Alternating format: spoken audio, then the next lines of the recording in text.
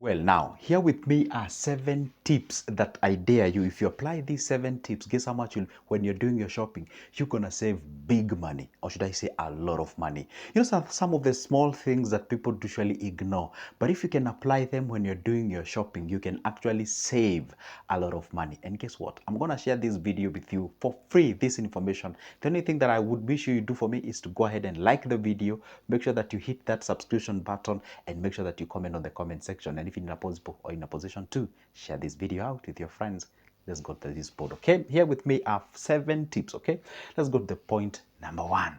This one you obviously know it, but let me just stress it as much as I can. It is called stick to the pre-plan that you had. You know that list. And if you do not do so, you're actually supposed to do that. Stick to that list that you had written. I need this packet of milk, I need this tissue paper, I need this water, I need this.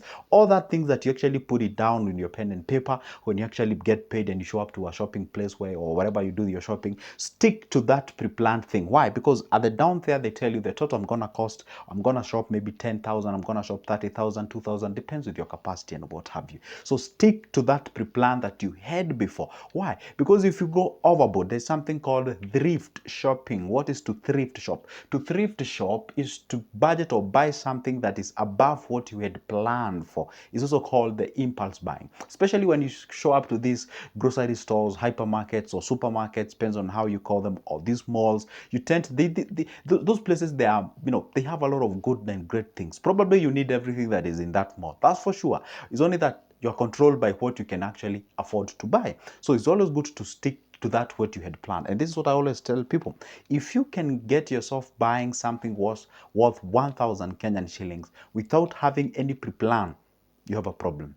Let me just repeat what I've just said. If you can buy something worth 1,000 without having a pre-plan, you have a problem with your financial management. You really need to budget yourself. It's always good to have that capping. For example, myself, I know my capping. It is good to understand I cannot buy something beyond 300 without prior planning, no matter how good it is, unless it's an opportunity that can help me make money. That way you can even break your bank to achieve that thing so that you can do your thing. But if you had no plans to buy that specific thing, avoid it as a plague. Stick to what you had planned. You'd rather include it before you show up to that place so that you can buy that specific thing. And if it becomes up way harder, it is always good to have that accommodation fee just in case something rises. You can always include a miscellaneous there. You can say 1,250, that is the miscellaneous, just in case I might buy something. And I always tell people, as much as you include that miscellaneous, try as much as you can to avoid it. And once you save that, or once you actually salvage that money, you can actually save it. But before you even say anything on that, let me just introduce the point number 2 so that I can be able to explain that point. Learn the art of bargaining. Most of the people don't want to bargain. Why? Because they seem as if they're gonna appear, like they're not doing good in life and all those kind of things. People tend to think like, if I bargain, it's like my life is so horrible in terms of my finances. No, you didn't even know how much you can actually save when you go bargaining, when you open your mouth and try to say, hey, guess what, I may not have that, I have this one, and show up as if, hey, it's true, you do not have that amount of money. For example, in Kenya, I don't know how it functions in your country, especially if you were to buy things on the streets and what have you. And obviously those are the places where things are a bit cheaper or affordable, should I say. So for example, say you want to buy this watch, they tell you 1,000, and then you're like, fine, you just tower the 1,000, or you just get them the 1,000. Probably you could have said, I don't have the 1,000. For me, I have that. When you tell me it's 1,000, I have the price. Can you do 500? They say, no, I can't do 500. Okay. Can you do 6? No, I can't do. Last price. Can you do 7? Yes, I can do 7. Then we close the deal at 7. I've saved myself 300. See, this art of savings, or rather this art of bargaining, and this is what I do for my case. Whenever I buy something and I bargain, I happen to save something, I always identify how much I have saved. Let me repeat. For example, say I was to buy this pen at 1,000. They've told me it's 1,000. I say, no, I do not have 1,000. But with me, I have 500. They say, no, I can't sell it at that particular price. But like, okay, can you do 600? No, I can't do. Can you do 7? Yes, I can do 7. Okay, fine. We close the deal. I gave them the 700. But at the back of my mind, I knew one thing, or I know one thing. I was to buy that pen at 1,000. So how much have I saved? 300. So always get that 300 and set it aside. And once you monitor that in a period of 1 month, you'll be shocked how much you've actually bargained yourself. The money that could have just thrown out off the door without even you realizing. Obviously, I'm not saying you should bargain anywhere. For example, if you show up to a supermarket, obviously I'm not expecting you to buy You know, when you talk about, you know, some people, there are people who are very funny. When you say about, when you talk about bargaining, they go to a supermarket, they see something and they start bargaining. There's are places where you cannot bargain. And this is are places where you actually manipulate you in terms of the prices. Be very careful. I love to go to places where I can bargain. All right. So go to places where you can actually try as much as yourself that you can bargain. But at the same time, when you're bargaining, make sure that the quality of the product that you're getting is actually worth it. Because you can actually, for example, let's say this pen seriously is worth 100. I mean, even if you don't bargain, it's worth 100. And then on the streets or somewhere, I get maybe this pen won't be 450. And then I'm like, oh my goodness, could have actually lost a lot of money. Let me just grab this one for 450. But doesn't serve you. So it's always good to consider the quality at the same time. This is why I always tell people, do what we call the window shopping. For example, you want to buy something that is a bit expensive. Make sure that you walk around. Let's say maybe, for example, you want to buy yourself a cooker. You want to buy yourself like a dispenser, a washing machine. You want to buy yourself those things that you usually buy oftenly. It's always good to consider alternatives, you know, different places. Consider how much are they selling, how much will it cost, what is the quality of this. Sometimes when you want to buy something that is a bit okay, I mean quite expensive, it's always good to consider dedicating a whole stretch of a month learning about that specific thing. You know, there's some people who can just wake up in the morning, you know, they're like, I just want to buy myself a really nice fridge, very expensive fridge, maybe it was like $3,000 fridge. You just wake up, show up to a place where you only get that fridge and you get it, and you go, well, if you're wealthy, if you're a billionaire, probably that may not apply, or whatever I'm saying may not apply. But it's always good to make sure, like, hey, you want to buy yourself a fridge? Dedicate a whole 30 days learning about that fridge. You know, what is it? What does it do? Where is it? How much do they sell? How much? Sometimes I even compare from different countries. How much does it sell within country? How much is it in Alibaba? How much is it in an AliExpress? How much is it in Amazon? How much is it in our Jumia stores in Kenya? We have something called Jumia. How much is it on Gigi? How much is it on these places? You compare all those prices. You walk in some different places. You compare the price. You ask those questions. They tell you this. You go to a different place. They tell you this. You go to a different place. You ask all those questions. So when you consolidate the understanding, so the D-Day when you're going to purchase that specific thing, you already know that specific thing in and out. It's like when you want to buy a car. You already know that car that you want to buy. I want to buy myself a BMW, whatever. You already know this car has all this specification and what have you. So even if you show up to that dealer shop, that agent comes in and start talking a lot these cars, you say like, I'm okay with that.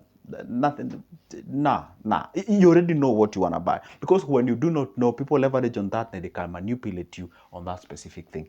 Anyway, let's go to the point number 3. Different places offer different prices. Obviously, that's for sure. You might find this place is actually selling the same quality of product at this particular price. So if you stick to the previous one, then obviously you miss all those gigs. So it's always good to consider different places. That one I've actually stressed it out, okay? We got to the point number 4. Be careful with affiliation and loyalty, because you'll never be shared the discounts opportunities. Do you know one thing? There are these people who we call them, you can be a loyal customer somewhere. You're a very loyal customer somewhere. You actually buy it at all the time in that particular place. Most of these people who sell you these products from that particular place that usually buy each and every day, they don't tell you where or when they have discounts. Why? Because they know, I've already pocketed this guy. I've already have this guy on board. So guess what? I'm not going to share these discounts that are available. I'm going to share this with the new customers so that I can make a new pool of customers. Sometimes you don't even know. For example, I'm telling you this as a whole, as a own personal example. There's a place I used to refill my gas. Okay, in Kenya, we do refilling. Maybe in the US, in the developed countries, they have the piping. In Kenya, we don't have the piping. We have those, I don't know how I can call them, the metallic kind of things and what have you. So you go with an empty one, you exchange with a filled one, then you go back with it home. So there's a place I used to refill that thing. And I was so loyal to that guy, to a point whereby I was like, let me just try, just randomly, let me just try and see how much they exchange this. Then I realized I was actually paying by over 150 shillings. Okay, for me it's a big deal, because this guy never told me that the prices has actually gone down. The guy is actually charging me the same price each and every time. I didn't even know. So whether or not, until you try those different places, that's the time you realize, am I getting manipulated? Am I getting the real price and something of sort? It's always good to move to different places so that you understand what or whether that what I'm getting is actually the real price. So it's always good. And this affiliation that people have, if you're so much used to iPhone, try Samsung. If you're so much used to Samsung, try iPhone and see what you've been missing. Try a different phone out there. Try a different thing out there. Try that and try the other thing, so that you can actually see, oh my goodness, I've been missing a lot because I'm so much clinging to things. I'm closing my eyes to other opportunities that are out there.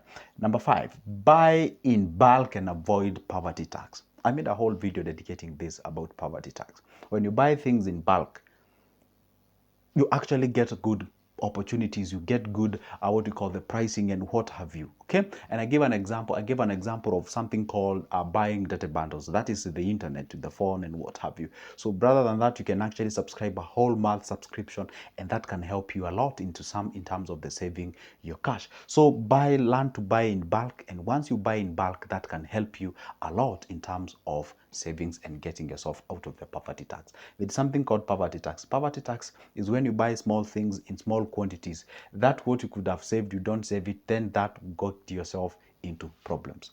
Number 6, don't buy when everyone is at the shop. What does it mean?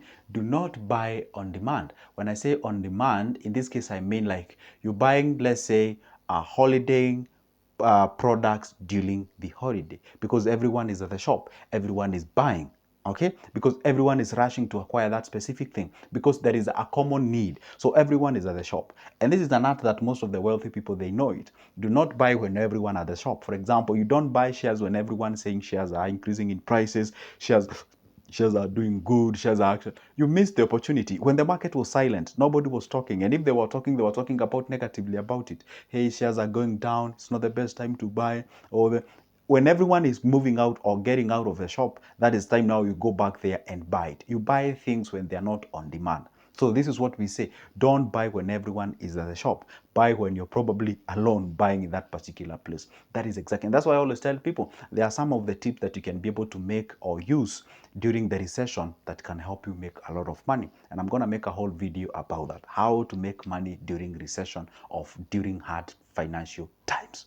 Gonna dedicate that whole kind of a video. Okay, and if you'd like me to make that video, let me know in the comment section. Just say yes, I would like you to make that video. And by the way, the last point is that never buy on demand, buy when you less need it. This is different from the previous point. When I say don't buy on demand, have you ever been in a situation where you want to buy something when you really need it? See, when you really need it, you have your own demand, and when you have your own demand, then in most cases you can be manipulated in terms of the prices. I don't know whether I'm making sense on this. Let's say you need something. Let's say kids are going back to school, and every kid, they are required to buy, say, what should I say? That thing that they usually buy during when they're going back to school.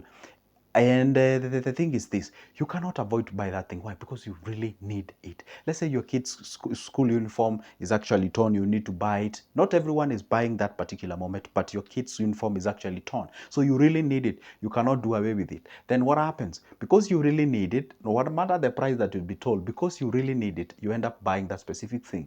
And then later you come to realize that the price that you actually paid for that specific thing, it was actually off board, but you need it. And that's why I always tell people, try to buy something when you less need it, because when you less need it, you always consider the price. But when you really need it, you don't have the alternatives, you hardly consider the price, you consider you acquiring that specific product. I really hope I made sense on that on that point. It is good to make sure that at least you buy that specific thing. I try as much as I can. When I say I need this thing, okay, you see there's a difference between want and need. And not until the want graduates to a need, that's when you say, now I cannot do away without it. It's good to buy something when you really want it, that you know it can help you. And if you showed up to that particular point, let's say you need it. Okay, let's say you need that specific thing, but never show a need to the person who is selling it to you. Always present the want. Present the alternatives of not getting it, still gonna be okay. That way you avoid the manipulation and you can be able to save a lot. Guess what? On this part of the shopping and saving money, I can talk and talk and talk and produce a lot of points. But for now, consume those 7 points. I'm pretty sure they can help you a lot. And by the way, if you would like me to help you doing your personal budget, always grab that specific video or other number on my description of this specific video, and we can talk business. That is exactly how you get in contact with me for just a cup of coffee's price. For now, so goodbye and see you in the next one.